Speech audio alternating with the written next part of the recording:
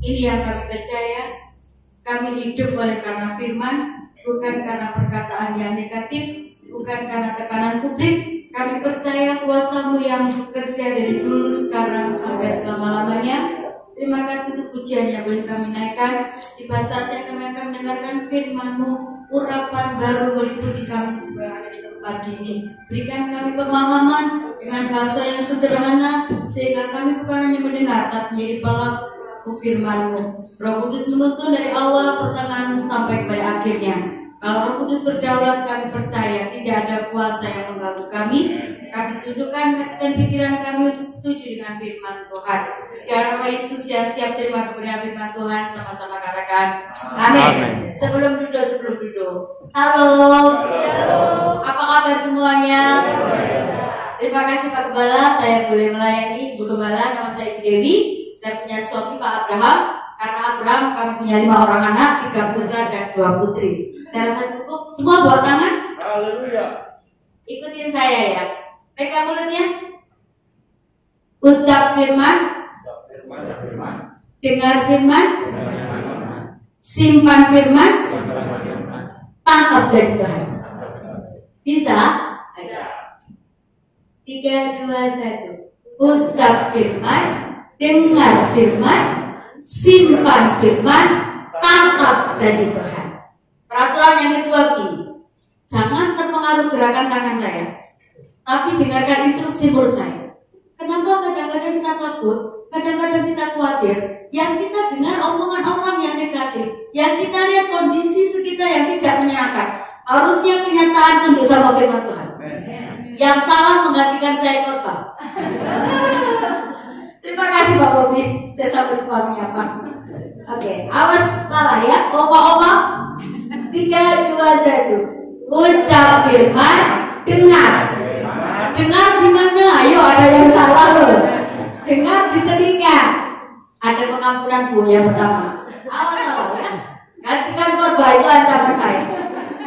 3, 2, 1. Ucap firman. Dengar. Dengar di mana? Oh, ikut saya. Dengar di telinga. Pengampunan yang kedua. Awas, ini kesempatan terakhir Pak. 3, 2, 1. Ucap firman, dengar firman, simpan firman, tangkap janji Tuhan. Ucap firman, dengar firman, simpan firman, tangkap janji Tuhan. Tangkap janji Tuhan. Tangkap janji Tuhan. Tepuk tangan yang terbaik buat Tuhan. Kalau yang muda masih berdiri, kita sama-sama buka 1 Petrus. Yang masih merasa muda walaupun umurnya sudah 50 ke atas. 1 Petrus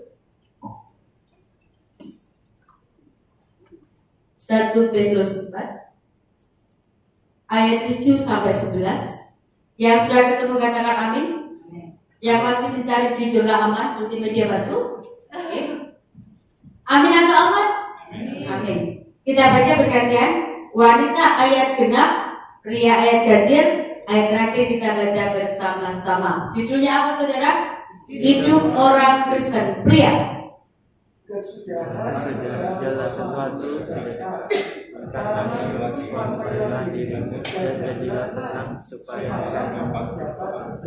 wanita.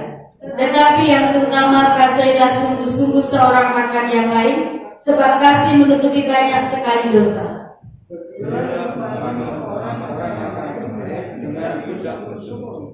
Layanilah seorang akan yang lain sesuai dengan karunia yang telah diperoleh tiap-tiap orang sebagai pengurus yang baik dari kasih karunia Allah. Sama-sama. Jika ada orang yang berbicara, baiklah dia berbicara sebagai orang yang menyampaikan firman Allah. Jika ada orang yang melayani, baiklah dia melakukannya dengan kekuatan yang dianugerahkan Allah, supaya Allah dimuliakan dalam segala sesuatu. Karena Yesus Kristus Dialah yang mempunyai kemuliaan dan kuasa sampai selama-lamanya. Amin. Silakan duduk.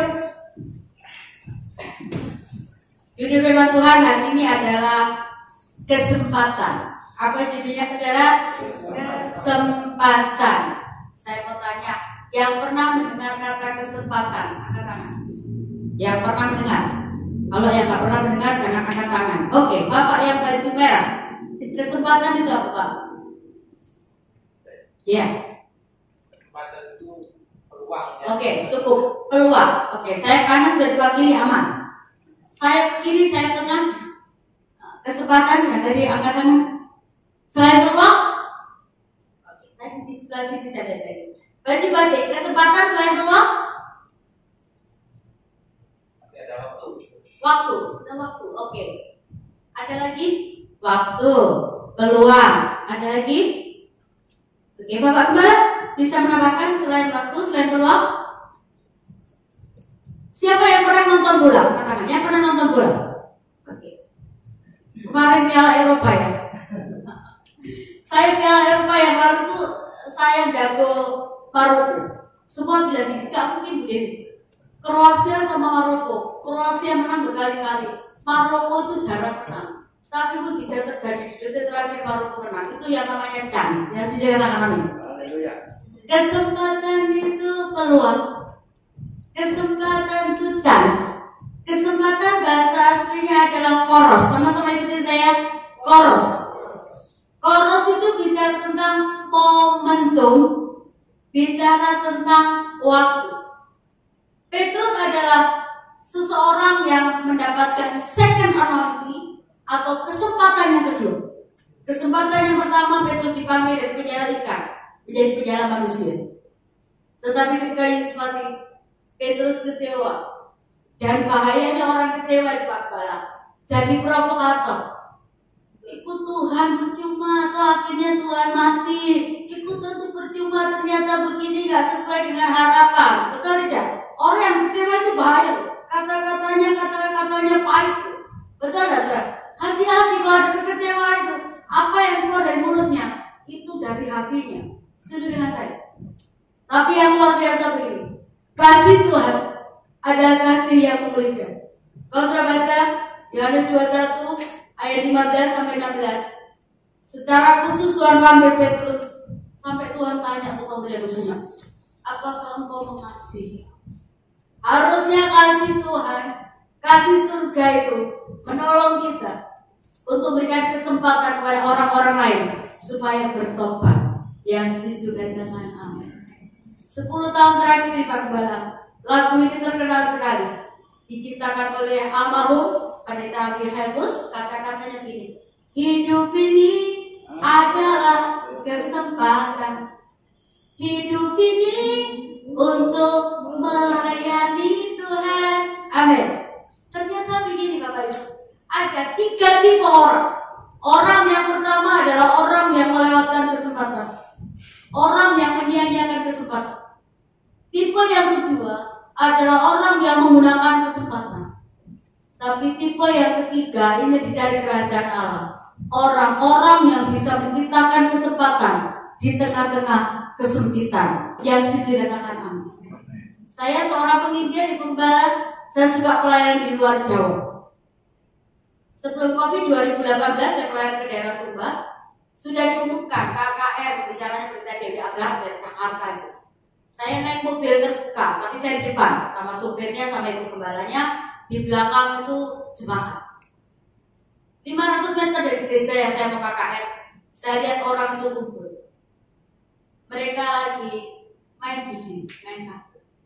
Dia lihat muka saya, kan ada di banner tuh. Terus dia lihat ke arah saya senyum saja. Dia bilang gini, kalau pendeta di sana panggil mama. Mama pendeta, titip salam buat Tuhan Yesus. Tapi tangannya masih begini. Saya senyum, saya nggak ngomong apa-apa.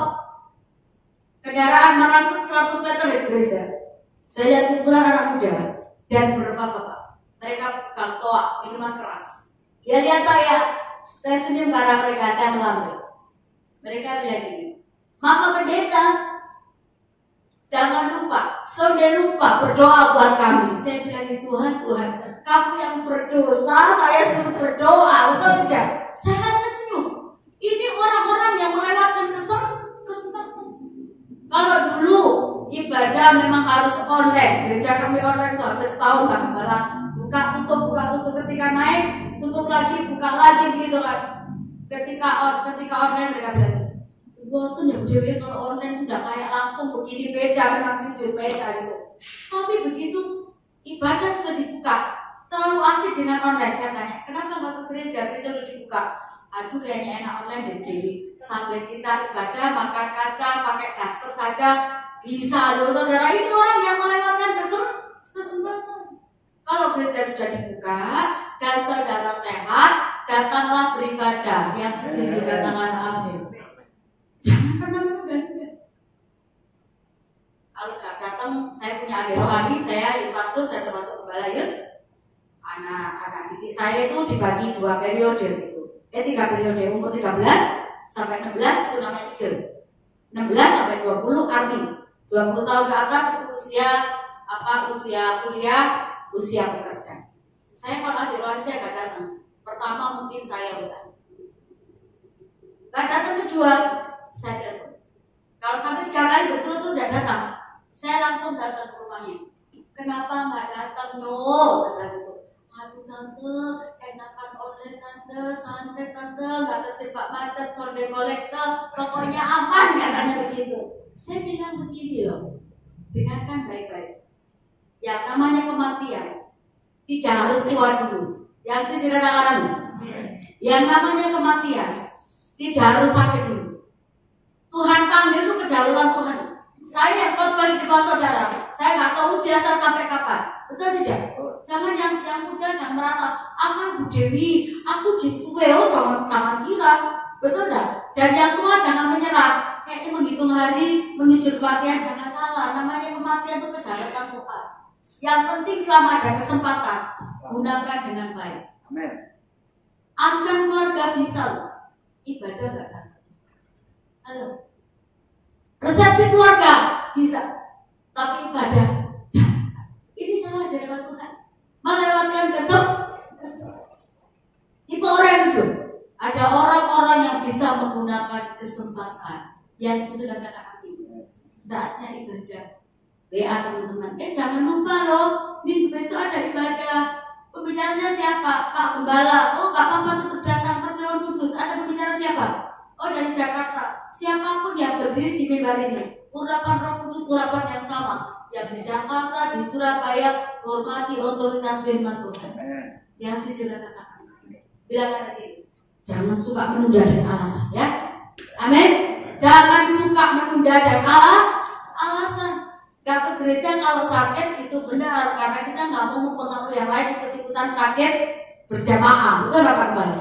Tapi selama masih sehat, datanglah kepada rumah. Saya suka Bartimeus. Bartimeus adalah orang yang bisa menggunakan kesempatan. Ketika Bartimeus dengar Yesus mau melintasi kota Yeriko, yang dia dengar ini, Yesus pernah menyembuhkan orang sakit. Yesus pernah membangkitkan orang mati. Yesus pernah memberikan makan 5.000 orang. Orang buta itu adalah punya 2 hal penting, yaitu mendengar dan meraba. Itu orang buta loh. Pendengarannya kuat sekali. Itu Tuhan kasih keistimewaan orang buta itu, dia bisa mendengar dengan tajam, dengan kuat. Saya SMP punya bapak guru, almarhum Pak Edi.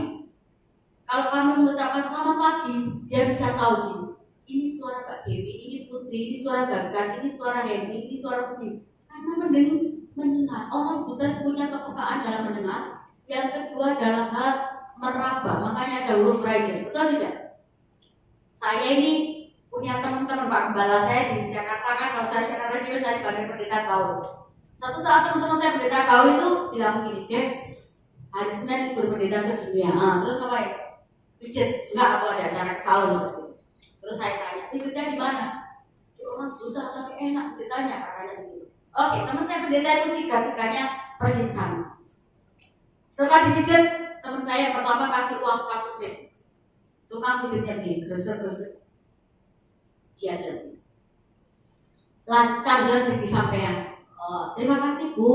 Teman saya kedua kasih 50.000. Begini gresek-gresek. Panjang umuran kita ketemu lagi. Teman saya yang pendeta satu tak usil, dia pengen ngetes juga, dia kasih 20.000.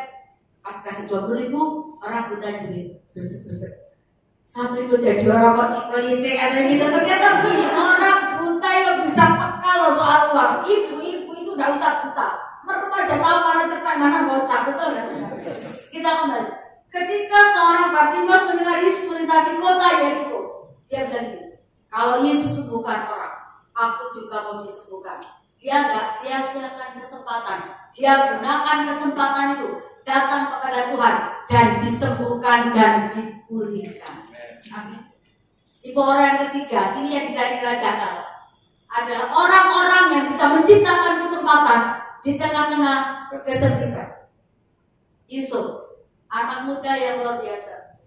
Atas hikmat Tuhan, dia bisa menciptakan kesempatan ketika Mesir dalam posisi kelimpahan. Saudara berbaca di rumah nanti ya, Kejadian 41 ayat 34 sampai 36.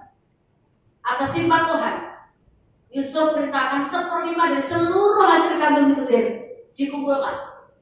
Dan ternyata ketika 7 tahun masa kelimpahan dikumpulkan, itu bisa menutupi 7 tahun kelaparan, bahkan berlimpah-limpah sampai tidak terhitung banyaknya.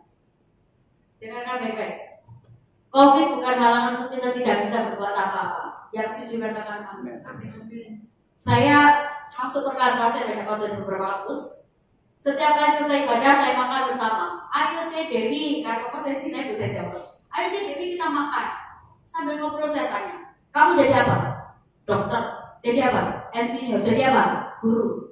Keren. Tapi ada beberapa anak muda bilang gini, Teh Dewi, saya kuliah di sini, saya ingin jadi pengusaha, dan saya akan kembali ke daerah saya, menciptakan lapangan kerja supaya orang-orang di kampung tidak usah ke kota, tapi bisa membangun desanya sendiri. Ini loh orang-orang yang bisa menciptakan kesempatan. Yang Tuhan cari saat ini adalah orang-orang yang punya ide aktif, kreatif, dan inovatif. Yang setuju katakan amin. Dan ada alasan. Susah Bu Dewi, sekarang kan COVID, narik sepi, BBM naik lagi. Sudah tahu kalau BBM naik lagi, itu geng-gengnya minyak goreng, telur, dan sebagainya ikut naik. Betul tidak?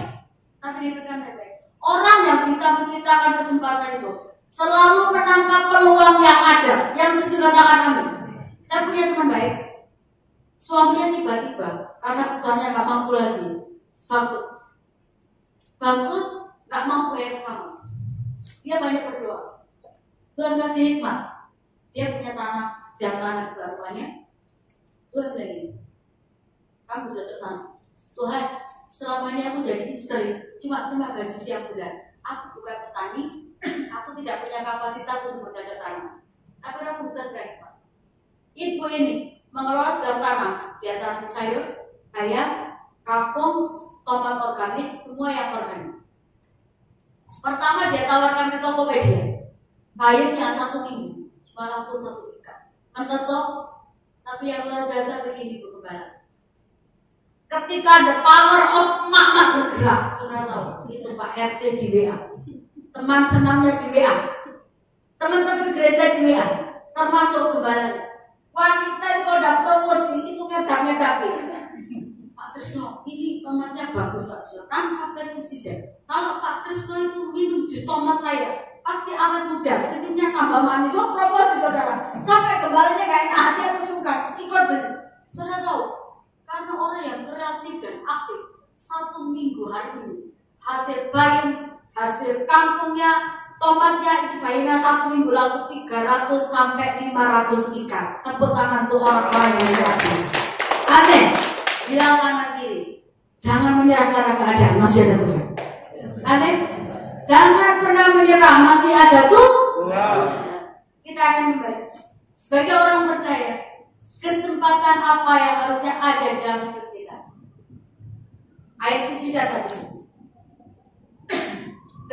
Kesudahan segala sesuatu sudah dekat. Karena itu kuasalah dirimu dan jadilah tenang supaya kamu dapat berdoa. Kesempatan apa yang harus kita lakukan di 1 Petrus? Kesempatan untuk berdoa. Kenapa Petrus tuliskan hal ini?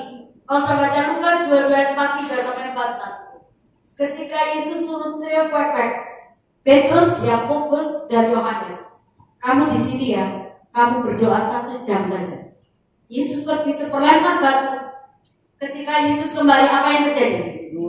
Mereka tidur, betul tidak? Petrus kan punya pengalaman. Aku tidak bisa tenang berdoa karena aku mengikuti rasa kantuk, betul tidak?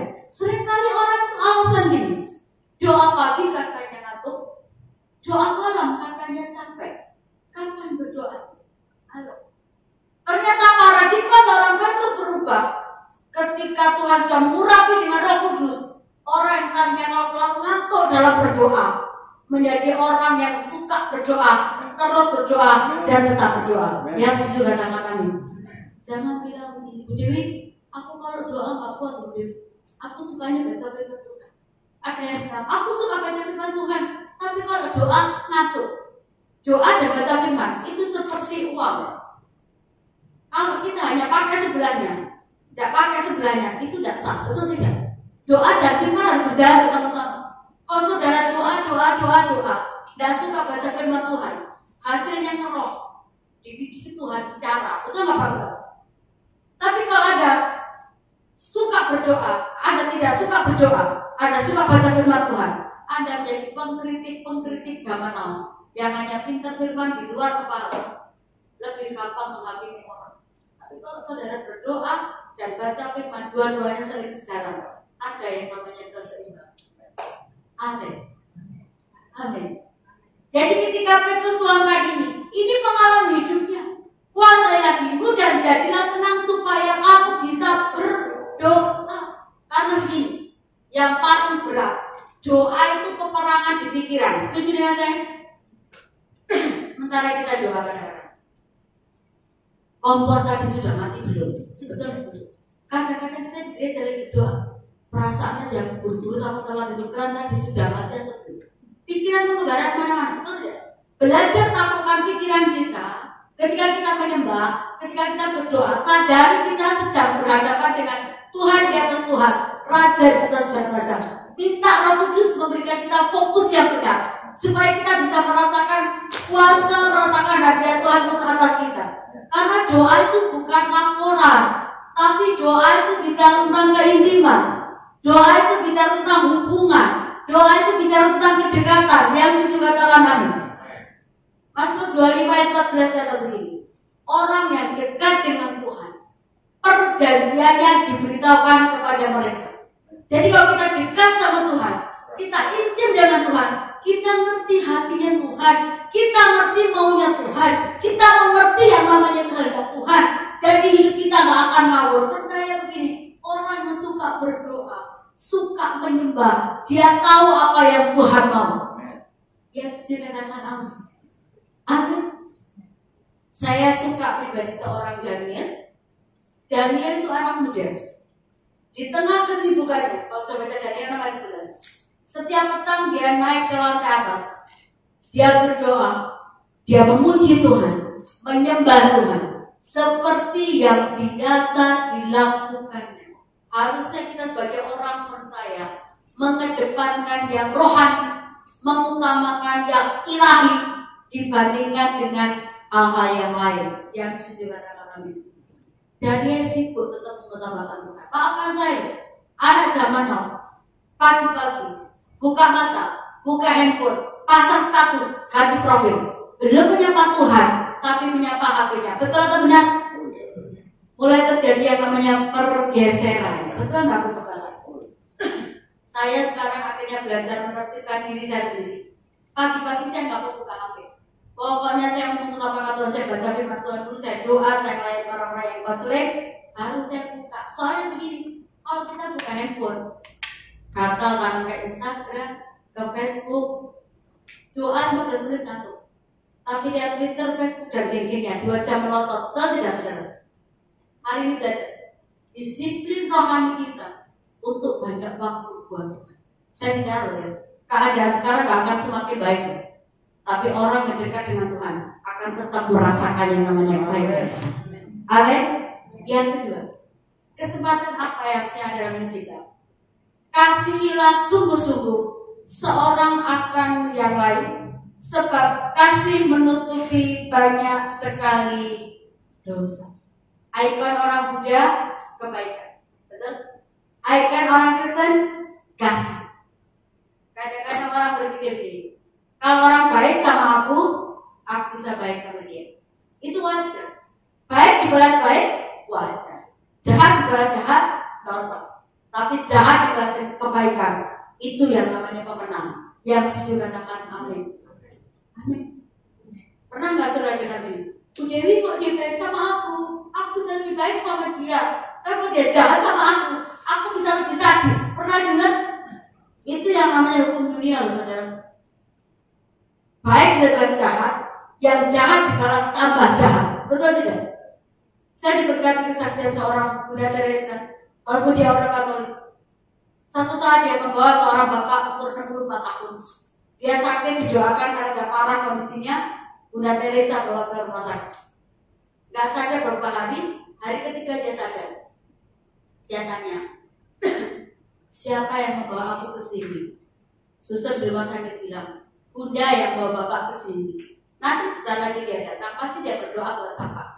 Setelah Bunda Teresa datang, bapak ini tanya, Bunda, kenapa Bunda baik sama aku? Ya saya harus berbuat baik, kata Bunda Teresa. Bapak ini bilang, Bunda tahu gak? Saya ini benci sama Bunda. Saya ingin membunuh Bunda. Kenapa? Karena seluruh Kalkuta di India, Bunda indiri, Bunda mengajar, Bunda mendoakan. Mereka akhirnya jadi orang Kristen dan meninggalkan agama lamanya. Saya ingin bunuh Bunda, tapi kenapa Bunda baik sama saya? Bunda Teresa bilang tentang kesedihan di setiap jam. Tuhan Yesus mengasihi aku. Dan dia suruh aku mengasihi. Kasih yang aku terima harusnya aku salurkan kepadamu. Apapun yang terjadi, jangan pernah menghentikan kasih itu terhadap orang-orang yang pernah melukai kita, yang pernah menyakiti kita. Yang sudah katakan, kita harus berani memutuskan yang namanya pola kerja. Kita harus berani memutuskan pola hidup. Saya seringkali bilang ke mahasiswa saya, kalau Miss Dewi lagi ada di FTT seringkali gak dapat sinyal. Jadi kalau kalian konseling yang namanya skripsi, tunggu saya dapat sinyal. Kenapa? Karena yang saya dapatin begini, ketika jadi mahasiswa, kita mau skripsi saja, cari dosen pembimbing, susahnya setengah mati, betul nggak Bapak? Dan kadang-kadang dosen itu melakukan hal yang sama. Dulu aku cari dosen pembimbing susah, sekarang aku jadi dosen, aku juga harus buat kamu susah, impas, betul tidak? Kita yang harus berani putuskan itu. Yang jahat harusnya kita balas dengan kebaikan. Amin. Haleluya. Saya seringkali diundang khotbah para preman, Pak. Orang di kamar manis mengundang saya. Saudara tahu mereka ibadah penuh, tapi di belakangnya musola, Pak. Begitu saya datang, mereka kan panggil mama pendeta. Tas kaki saya dibawakan, sampai tas tangan saya dibawakan, enggak cukup. Saya bilang, Tuhan, khotbah di antara para preman itu butuh pembahagian khusus. Kenapa? Saya salah bicara, enggak pulang loh kembali. Itu khotbah Natal. Saya cuma bilang, Roh Kudus, berikan saya hikmat supaya khotbah saya tidak melukai tapi memberkati. Saya bilang begini, saudara-saudara yang kekasih, percaya kasih Tuhan, amin Bapak Pendeta, amin. Jadi saya orang berdosa, sangat berdosa. Saudara orang berdosa. Kita semua orang berdosa. Tapi kasih ilahi yang tanpa syarat tetap mengasihi saudara dan saya. Amin. Amin. Coba kalau saya bilang ini, saudara yang preman-preman yang tukang perampok, pencuri, ya bertobat, kalau mereka bertobat mati saya tidak pulang, betul tidak? Karena kejahatan itu hanya bisa disentuh dengan yang namanya kasih. Amin. Saya itu hamba Tuhan, saudara, saya pikir hamba Tuhan itu repot, saudara. Kurus katanya, gak diberkati, ya kan? Gendut, gak pernah puasa. Betul gak saudara? Kita kayak ditanya apa? Kepala keras itu juga kepala disorot, betul tidak? Susah, saudara. Tapi ketika kita meresponi benar masalah yang ada, tidak akan pernah timbul masalah yang baru. Yang sudah dikatakan, tebarlah kebaikan, tebarlah kasih. Bu Dewi gimana ya? Kadang-kadang kita sudah baik, Bu Dewi, ditusuk dari belakang. Pernah ngalamin? Kita sudah nolong orang, Bu Dewi, tapi dia omongin di belakang, bukannya terima kasih. Pernah ngalamin, saudara? Sekalipun kita mengalami hal yang gak baik, tapi percaya ini, Allah yang baik itu tidak akan pernah menahan kebaikan yang itu. Efesus 2:10 datang ini. Dari semula Tuhan desain kita, Tuhan ciptakan kita untuk berbuat baik, untuk berbuat kasih. Ini benih sudah ditaruh dalam diri kita. Tergantung kita mau praktek, mengikuti emosi jiwa atau mengikuti firman Tuhan. Karena keadaan kenyataan harus tunduk sama firman Tuhan. Yang sudah dikatakan. Yang kesempatan apa yang harus ada dalam hidup kita? Berilah tumpangan seorang akan yang lain dengan tidak bersungut-sungut. Memberikan tumpangan itu seperti ini. Saya punya saudara di Taman Kosan. Ketika saya di Surabaya, saya makan di situ, saya tidur di situ, itu yang memberikan tumpangan. Tapi arti berikan tumpangan yang kedua itu Pak Kepala. Dia tidak ikut kita, tapi kita kontribusikan dana kita, tenaga kita, waktu kita untuk membentuk orang menjadi pribadi yang mandiri, pribadi yang bisa bertanggung jawab. Saya pernah di Sumba, Kak Herman itu tidak punya anak, 30 tahun lebih pernikahan tidak punya anak, tapi di rumahnya banyak sekali anak-anak. Saya tanya, kakak ini siapa? Ini ponakan, ini tetangga. Oh, sampai 8 orang, 13 orang. Masak nasi bisa 5 kilo sehari. Terus saya tanya, Kak, kenapa punya hati seperti ini?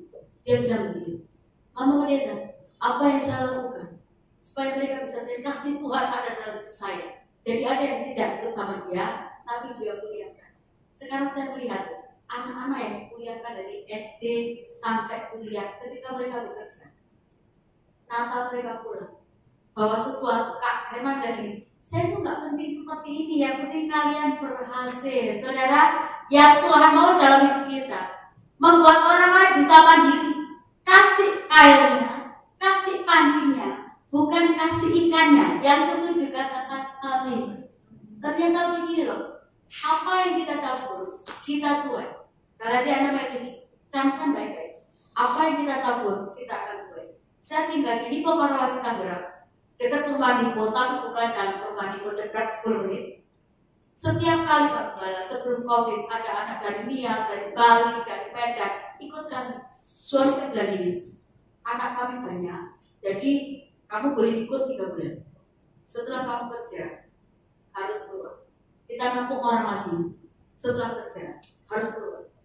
Kita nampung orang lagi supaya banyak orang yang kita bantu supaya menjadi pribadi yang mandiri. Itu namanya memberikan tumpangan. Yang terakhir itu kami berikan tumpangan orang Batak, namanya Kali Murigo. Dia ngambil S1 sampai S2-nya tinggal di rumah kami. Karena anak kami banyak, dia tidur sama Moses. Saya kaget ketika pelayan di Medan. Saya tinggal di sebuah keluarga namanya Susana. Saya tanya gini, Kak Susana, baru apa? Baru rimu-rimu. Terus saya telepon, Kak, aku di Nainggolan. Tidur di mana? Keluarga rimu-rimu. Oh, Mbak Dewi, ternyata kamu pernah nolong saya. Ketika kamu di Medan pun Tuhan pelihara. Tuhan gak pernah hutang, ya sih anak-anaknya. Memberikan tumpangan. Kalau rumahmu sempit, memberikan gimana Bu Dewi? Paling gak bantu dia carikan kerjaan. Kasih kekuatan firman itu juga menjadikan orang yang mandiri. Yang terakhir. Kesempatan apa yang harusnya ada dalam hidup kita? Kesempatan untuk melayani Tuhan. Yang setuju katakan amin. Panggilan setiap orang beda. Pak Gembala bukan menjadi gembala, saya menjadi penginjil. Ibu Gembala masih diisi dengan pekerjaan. Betul? Orang punya peranan masing-masing. Tapi yang penting ini, setiap aspek hidup kita adalah melayani Tuhan. Pekerjaan kita, pelayanan kita. Studi kita, pelayanan kita. Terutama pelayanan di mimbar. Ini pelayanan Tuhan percayakan. Pelayanan itu bukan beban, tapi kehormatan. Yang setuju katakan amin. Seringkali orang itu menunda untuk melayani, menolak untuk melayani dengan kata-kata seperti ini. Aku nggak siap. Pernah dengar? Aku nggak bisa Bu Gembala. Aku yang boleh mimbar Bu Gembala. Ngereweli. Karena aku penyanyi kamar mandi. Betul tidak saudara? Aku tidak layak untuk melayani. Aku banyak dosa. Dengarkan baik-baik. Kita memang tidak layak. Tapi darah Yesus, darah Kristus yang melayakkan kita dari seorang hamba menjadi orang merdeka, dari seorang yang biasa dilayakkan untuk melayani. Jangan pernah menunda untuk melayani. Yang sudah teman-teman. Seringkali orang bilang ini, aku lebih khotbah sebel. Saya juga ini, kamu doa. Tuh, aku tuh nggak bisa betul gitu. Setiap orang percaya harus paham destininya itu melayani Tuhan. Yang setuju katakan amin. Layanilah Tuhan. Layanilah seorang akan yang lain. Jangan pernah menunda, karena hidup ini kesempatan. Amin. Saudara baca di Mazmur 90 ayat 10 sampai 12. Umur kita kalau 70 tahun itu kekurangan. Lebih dari 10 tahun itu penderitaan, itu kesesakan yang apa? Mata nggak jelas, pendengaran nggak jelas, lupa. Betul aku kepada saya juga begitu soalnya. Tapi dengarkan baik-baik. Selama masih ada umur yang tersisa yang Tuhan percayakan hari ini, jangan pernah menunda untuk melayani. Saya bangga Pak Bobi melayani sekeluarga. Dia sudah tangan. Jangan pernah menunda. Melayani itu kehendak Tuhan, bukan keinginan kita. Kalau kita sadar kita sudah ditebus, kita sudah dipilih. 1 Petrus 2:9. Kamulah bangsa yang terpilih, imamat yang rajani. Kalau dulu yang bisa melayani di mimbar itu cuma para imam. Imam pun pilihan, itu nggak kembali. Tapi kejadian baru ketika Yesus mati, tapi kalau belajar juga kita orang biasa dilayakkan oleh Tuhan. Kamu bangsa terpilih, imamat yang rajani, umat yang kudus, kepunyaan siapa? Kepunyaan Allah. Supaya kamu, supaya saudara dan saya memberitakan perbuatan besar dan ajaib. Ini yang namanya melayani. Jadi hari ini Pak Gembala sama Ibu, saya nggak mau dengar kalau disuruh singet. Suaraku halus, main musik berantakan. Lo bisa latihan. Yang penting sadar melayani itu hidup di dalam kekudusan. Yang sudah tangannya. Saudara, saya sebagai orang tua, saya bisa disiplin anak-anak saya. Ketika tidak hidup dalam kekudusan, saya bilang stop layani kamu. Daripada kamu diberhentikan sama Tuhan, lebih baik mama yang tegur. Setelah saya lihat buah pertobatannya, baru saya sudah melayani. Karena mimbar ini kudus. Orang-orang yang berdiri di mimbar ini harus jaga kekudusan itu. Kekudusan rumah tangganya, kekudusan dirinya, yang juga tangannya. Bapa, di dalam nama Tuhan Yesus, biarlah Roh Kudus memeteraikan firman Tuhan, sehingga kami menjadi pribadi seperti yang Kau sudah sampaikan. Terima kasih